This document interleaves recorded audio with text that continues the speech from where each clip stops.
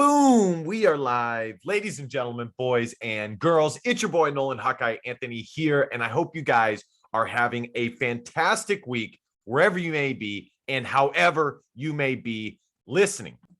I have an absolutely jam-packed show for y'all this week as the Floyd of Rosedale, Iowa versus Minnesota is this week, the week, and it should be an absolutely thrilling game.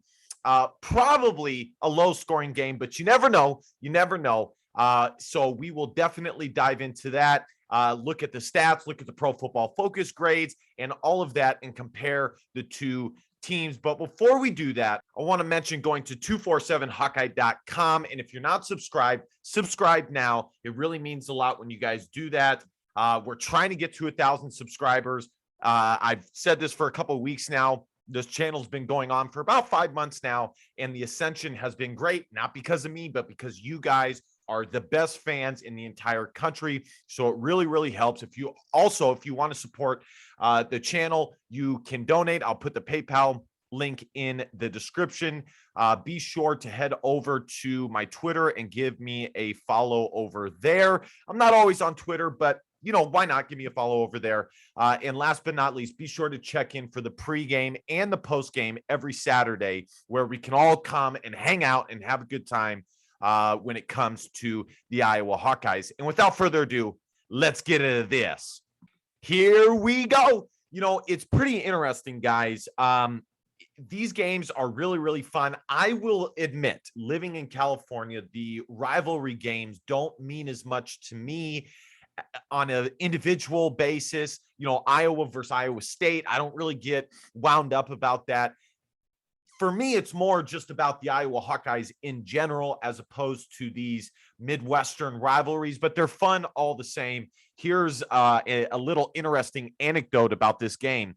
It's late afternoon on Saturday, October 27th, 1934. A sports writer from the Des Moines Register is hard at work while a cold north wind howls outside. Oh, Iowa Stadium, Iowa City, Iowa, types the reporter. His story is that day's Iowa-Minnesota football game. Minnesota, bound for the school's first ever national championship, trampled Iowa 48-12. Lashed by a human fury even greater than the roaring gale which swept the field, Iowa's football team was crumbled before the cyclonic drives of Minnesota's power brigade, the reporter wrote. The writer's intensity reflects the role of college football in the nation's culture in the 1930s. It was much more popular than its professional counterpart. The rising Minnesota football dynasty was national news, yada, yada, yada. You get the picture. It's very interesting stuff, guys, but here are the standings, and I will possibly be taking a look and providing some other anecdotes for this particular game. But when I was doing the live broadcast, I don't think every Iowa fan was aware that there's a four-way tie for first place at top of the Big Ten West. And the West, I don't think appears to be as one-dimensional or poor as some people thought it was initially. Minnesota dropped a tough game to a MAC team early in the season, which we will take a look. Wisconsin got trounced by Notre Dame. It really looked like Iowa was the only good team in the Big Ten West. Purdue beats Michigan State last week, one of the top Big Ten East teams. So they're all tied at 4-2 in the Big Ten. It is also interesting to note that Illinois is 3-4. Things have looked a little bleak for them, but it's actually not that bad. I've said previously that this is not as big of a rebuild as certain situations are, as Illinois has had a good amount of talent coming into the program when Lovie Smith was there. But anyways, this is about the Floyd of Rosedale, not Illinois. So there is a 4-game lead atop of the Big Ten West. As an Iowa fan, it is unfortunate, though, that Wisconsin and Purdue hold head-to-head tiebreakers over the Iowa Hawkeyes, which is why this game is absolutely crucial, because in all honesty, one more loss for the Hawkeyes pretty much secures that they will not make the Big Ten championship. It doesn't mean it's impossible, but it will be very difficult for Iowa to basically overcome a game and a half lead from two other teams in the Big Ten West, aka Purdue. Well, actually, it would be three teams. It would be Minnesota, Purdue, and Wisconsin that Iowa would hold or would not have the head-to-head tiebreaker over. So this game is absolutely crucial for the Iowa Hawkeyes, outside of it being a rivalry game, outside of it being a Big Ten West game. Minnesota is no longer in the top 25, but it is a very, very, very important game. I mean, you could argue for the Iowa Hawkeyes that this is the most important game of the season. Well, outside of the Purdue game, which now seems a lot more important than it was at the time, and playing Wisconsin, but it is definitely very important. Here are the rankings. Obviously, the only ranking system that really matters at this point in the season is the college football playoff rankings. Iowa holds steady at number 19 in the AP poll. Wisconsin is number 20 in the AP poll. I did expect Iowa to jump up to probably about 18, but with all the losses that took place in the previous week, but it is what it is. If you look over here at the coaches poll, Iowa is number 14, and Wisconsin, the other Big Ten West team, is number 24. Minnesota dropped out of the top 25 in both the coaches and the AP poll after their loss to Illinois. As you guys can see, it is a 12:30 Pacific time kick, 2:30 Central time, and the Iowa Hawkeyes, which are the home team in this game, are a 7-point favorite early on in the spread. And we will come back to this page looking at the ESPN football power index and comparing the team stats after we look at the Pro Football Focus grades and the other team stats overall. But I did want to show you guys this right off the bat. The game starts at 2:30 Central time, and I believe it will be on the Big Ten Network. So that is where you will need to watch it. I did want to show you guys the true freshmen that have been getting some playing time for the Iowa Hawkeyes, who you can expect them to get significant minutes or snaps rather against the Golden Gophers. Connor Colby has played 9 games so far. He has a Pro Football grade of 76.7. Keegan Johnson and Arland Bruce have played 9 games as well. They both have grades above a 70. They're the highest graded wide receivers on the Iowa Hawkeye roster. Luke Elkin, a long snapper, has played in 8 games. And the other guys who have gotten some good snaps, or some snaps, you would say, would be linebacker, former 2-star late commit Carson Sherrar, Cooper DeJean, 4-star multi-talented safety, Bo Stevens out of Missouri, Michael Mislinski, who was committed to Texas and chose the Iowa Hawkeyes. So those are the grades there.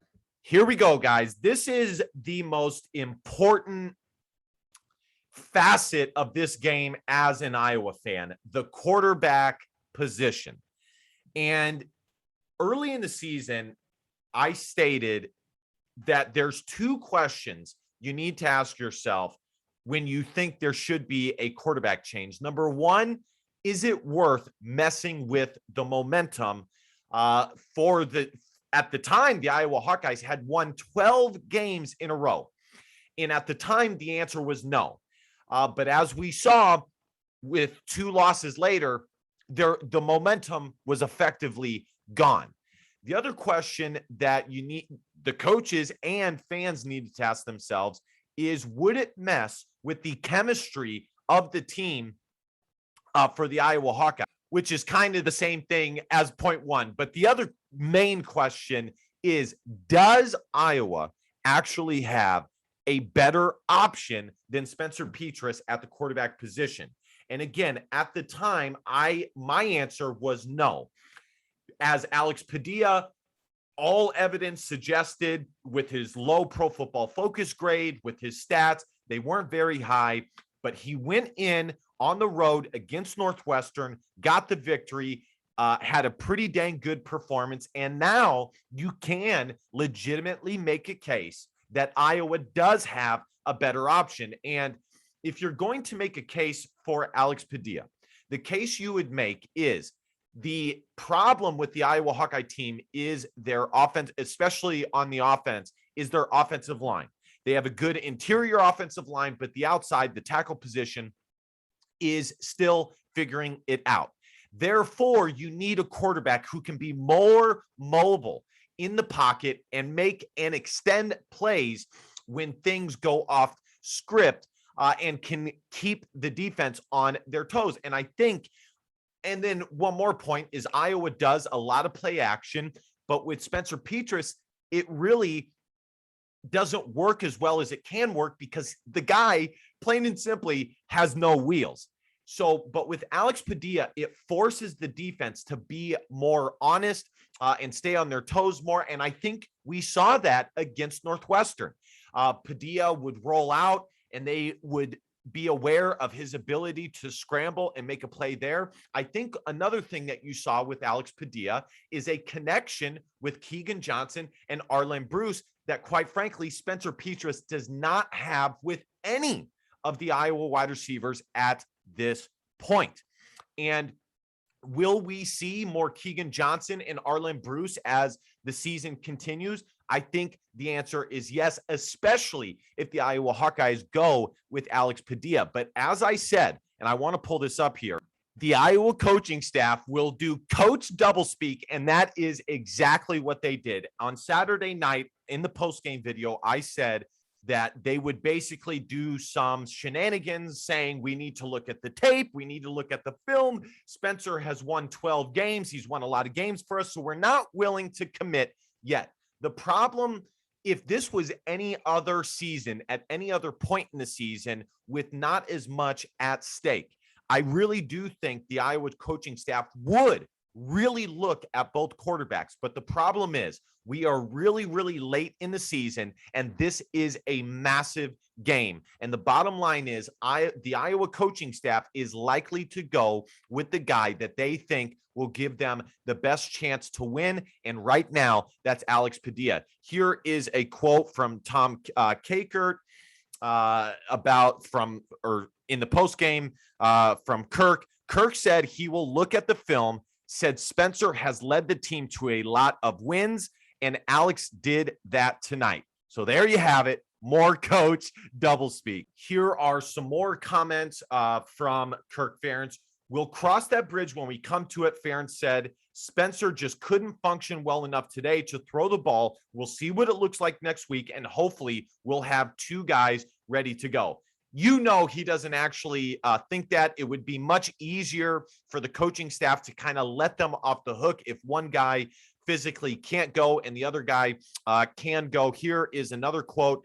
Alex is a great teammate and he's a great quarterback. Iowa wide receiver Tyrone Tracy Jr. said, I think he can potentially be the number one quarterback at some point because he has the accuracy. He can run. He can make the reads. He can make the throws. Some of his throws are like jaw dropping. Honestly, I'm not going to lie. Like some of his throws are just like, how did you do that, dude? So there you guys have it. It seems like there's a lot of people who have confidence in Alex Padilla, but the coaching staff, again, as I said, they would be doing their coach speak, and that is exactly what they do. But in all honesty, I fully expect Alex Padilla to be the starting quarterback for the Hawkeyes. But overall, and I've been saying this for a long time, the number one thing is not who starts under center. The number one thing is the Iowa rushing attack getting back on track like they did against Northwestern. Here are Alex Padilla's stats against Northwestern. He was 18 for 28, 172 yards, 0 touchdowns, 0 interceptions. But again, you did see the chemistry he had between Keegan Johnson and Arlen Bruce. And in all honesty, Iowa needs to ride that. And overall, the more important thing is the run game. I actually wanted to show this before I showed the Pro Football Focus grades, so I'll continue to show the grades after this. Here is Minnesota's schedule and results. They lost to Ohio State early in the season. They lost to Miami of Ohio, they beat Miami of Ohio by 5 points. They beat the Colorado Buffaloes. They lost to Bowling Green. They beat Purdue after the Boilermakers had beat the Hawks. They beat Nebraska. They beat Maryland, and they beat Northwestern. And last week, they lost to Illinois. Listen, folks, this is not the most brutal schedule you will ever see from the Minnesota Golden Gophers, but they kind of like Wisconsin, with the exception of one game. They've beaten the teams. Well, actually, no, it's not the same. Back it up.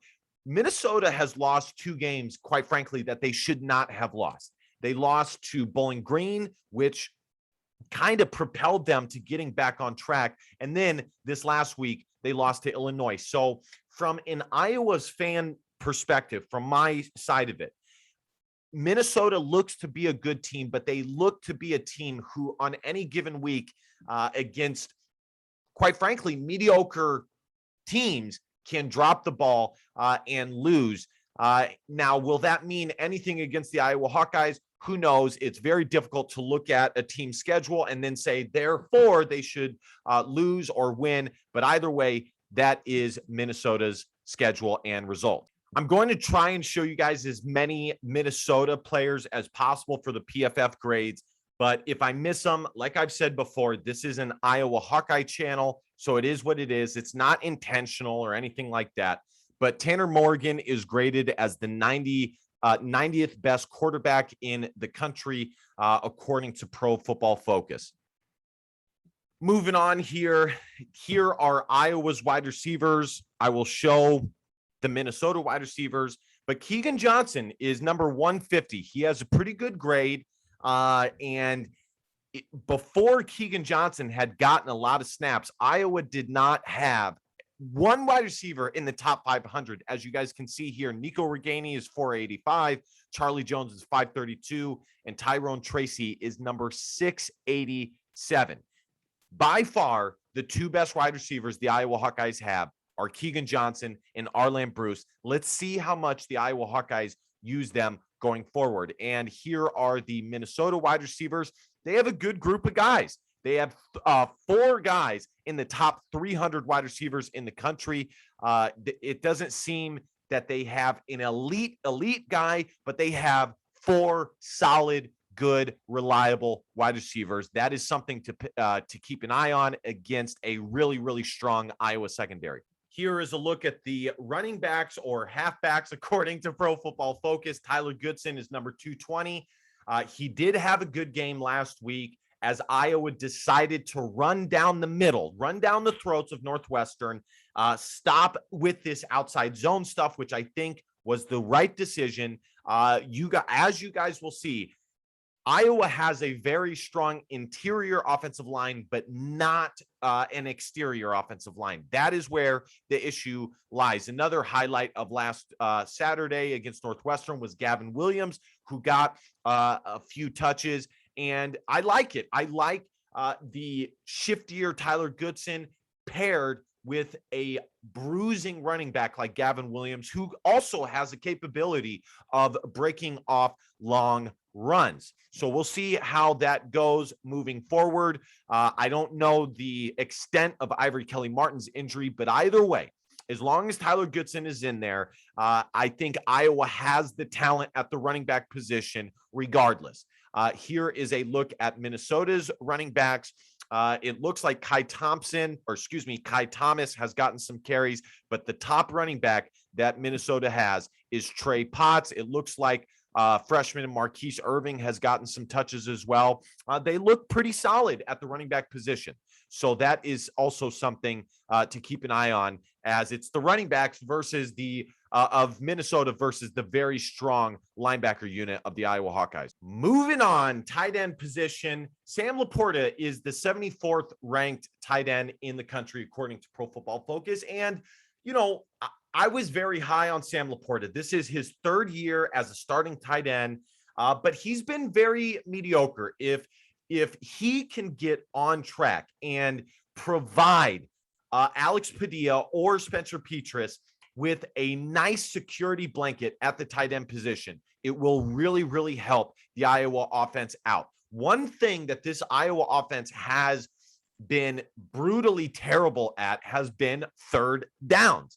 And if they can create some situation or likelihood of the tight end getting open and being that third down go-to option that will really help the quarterback out. But we will see. Luke Lackey is number 213. Little surprised how low he has been. Doesn't look to be playing as well as expected.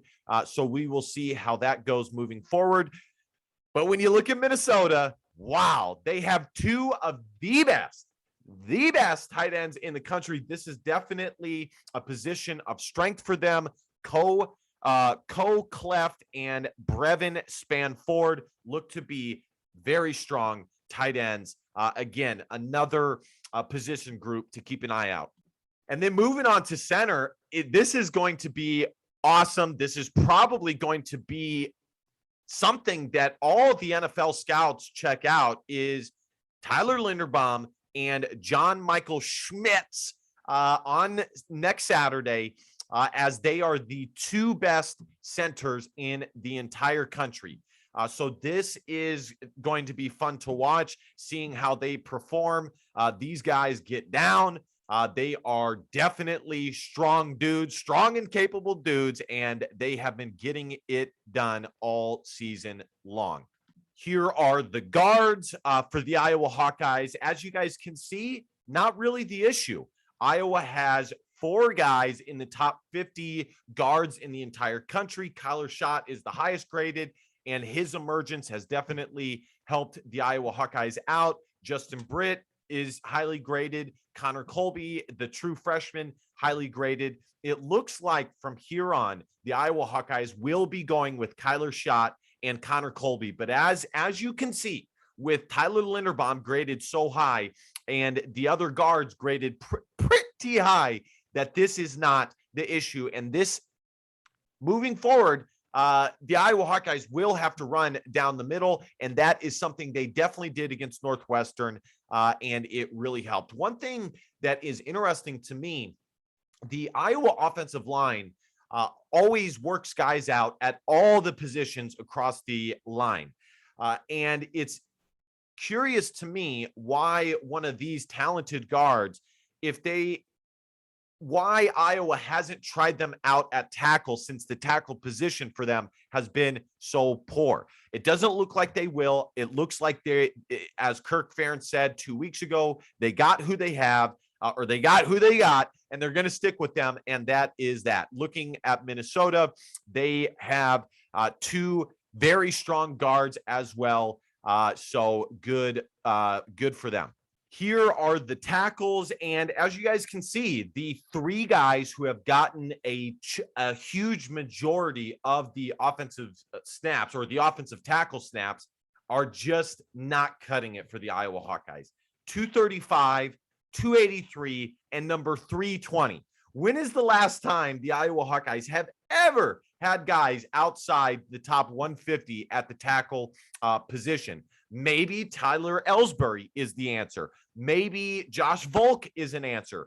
I don't think so. I think the 3 guys that they will be sticking with is Mason Richmond, Nick DeYoung, and Jack Plum. Here is Minnesota's guys. They have the 34th best tackle and the 356th. So it looks like they have a similar issue to the Iowa Hawkeyes, as one of their guys seems to be having some trouble, but at least one out of the 2 looks to be getting it done, which is one more than what the Iowa Hawkeyes have going on. It will be interesting to see what the Iowa Hawkeyes do at the corner position, as Riley Moss and Matt Hankins were both mid-season All-Americans at the corner position. Matt Hankins has dropped off a little bit, and Riley Moss has been injured. But once Riley Moss is healthy again, it will be interesting to see what the Iowa Hawkeyes decide to do. I'm almost confident that they will go back to Riley Moss, but it is good to know that Jamari Harris and Terry Roberts, for that matter, unfortunately, Terry Roberts got injured, but it is good to know that for the future of the cornerback position, that Iowa seems to be okay with some of their young talent at that position. Here are the Minnesota corners, 160, 184, and number 568. It's pretty obvious that Iowa maybe that is something that Iowa can attack, are the corners of the Golden Gophers. That is something to definitely watch out for. This is going to be the last position group that we check out. I believe the only positions that we have that I will leave off are the safeties, the interior defensive line, and the exterior defensive line. But I don't want this to be a 45, 50-minute video. But it's a little surprising that Jack Campbell and Seth Benson are so far down in the rankings. But if you really think about it, over the 2-game losing streak that the Iowa Hawkeyes had, they were struggling in the run game. And potentially that is something that Jack Campbell and Seth Benson have had to work on. I do feel confident in the Iowa linebackers. I feel really confident in them getting the job done. Maybe it's just a question of consistency, consistently getting it done week in, week out. Here are the Minnesota linebackers. Let's take off the minimum snap count. It looks like Minnesota has gone to a lot of linebackers. And the 2 guys who have gotten the majority of the snaps are ranked 160 and 284. So that is something that I will look into for further when it comes to Minnesota. Changed my mind here. I did want to give you guys a look at some of the guys on the defensive line for both teams. Obviously, Iowa, it's not their best position, but they do have a handful of guys that they can go to and kind of just throw bodies at the defensive tackle position. And here are the Minnesota players, kind of the same thing. They throw bodies at it. They have 4 guys that they play at the defensive tackle position. Though looking at the Pro Football Focus grades, it is obvious that for the Iowa Hawkeyes, the thing that they need to attack would be the interior of the Minnesota defensive line, because not only are the defensive tackles not highly graded, but the linebackers for Minnesota are also not highly graded. And Iowa must test the Minnesota corners. It doesn't look like the Minnesota corners are terrible, but again, it is not a position of strength, at least according to Pro Football Focus. All right, guys, here are the team stats. Iowa is number 10 in the country in total defense, giving up 304.4 yards per game. And Minnesota checks in at number 8, which I got to say does surprise me a little bit, because the Pro Football Focus grades showed that there were some position groups for Minnesota that were not elite, but okay. So, but this is definitely going to be a classic old school style football game. I mean, for heaven's sakes, the last game for both Iowa and for Minnesota were low scoring games, as Iowa beat Northwestern 17-12. And I believe Minnesota lost to Illinois 14-6. So I really expect something similar in the Floyd of Rosedale game. Here are the scoring defensive team rankings. Iowa checks in at number 5, and Minnesota is a little bit further down here.